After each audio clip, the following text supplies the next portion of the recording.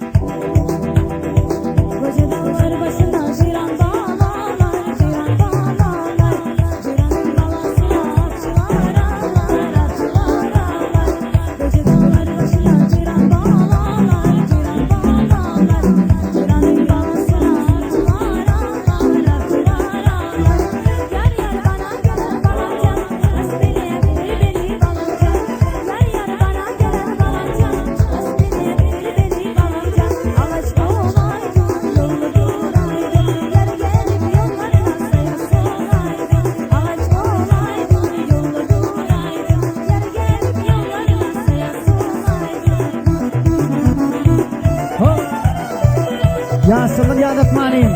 O yansımın öğüt onunla varmanı hahiş edelim. Yolun yansımın yollarım.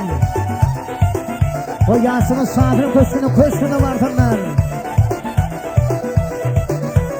Aydın Pamuk Oğan diye kıyılır gelinler.